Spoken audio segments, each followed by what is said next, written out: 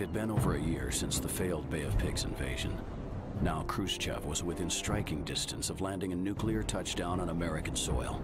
President Kennedy wasn't prepared to let that happen. The United States was going to war. Sergeant Reese was part of an armored spearhead, which was going to sneak up on the Soviet forces stationed outside the U.S. base at Guantanamo. This wouldn't be a conventional invasion.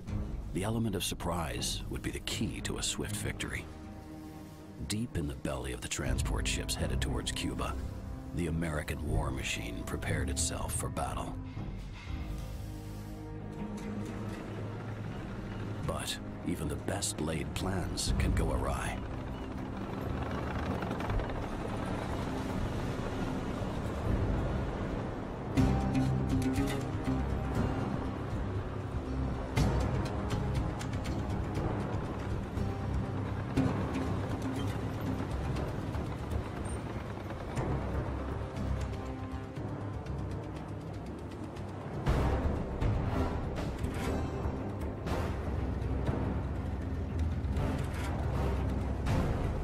Reese needed to keep his crew focused on the task ahead. With the Soviets now alert to their presence, every inch would be hard fought.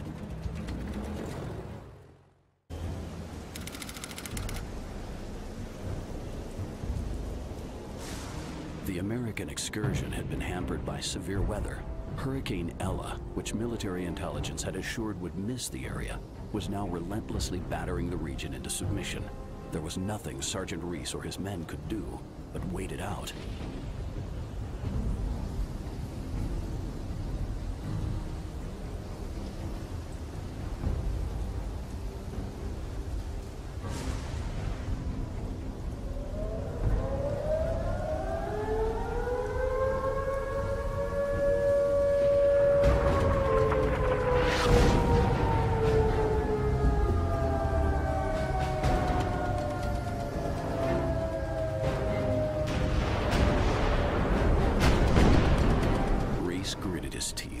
With the storm reducing visibility, he knew he wouldn't be able to spot the enemy until he was practically nose to nose with them.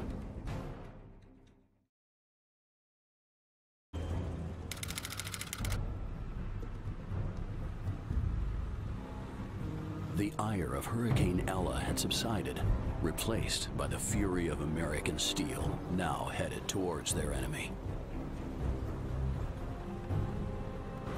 Time was running out. The Soviets were making preparations for a missile strike on the U.S. East Coast. Reese wasn't about to let that happen on his watch.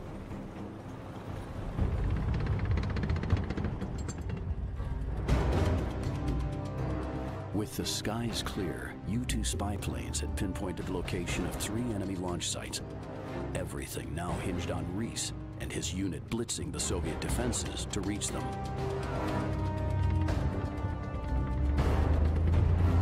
Reese patted the metal armor of his Walker Bulldog and ordered his unit forward. This was it, the moment of truth. They had to stop those missiles, come hell or high water.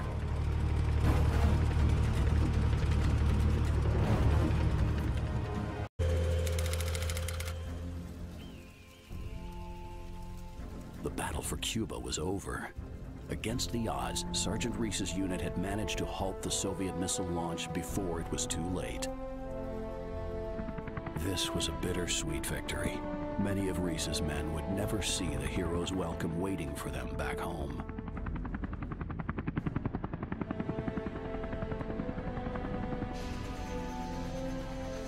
The Soviet crisis had been dealt with, for now.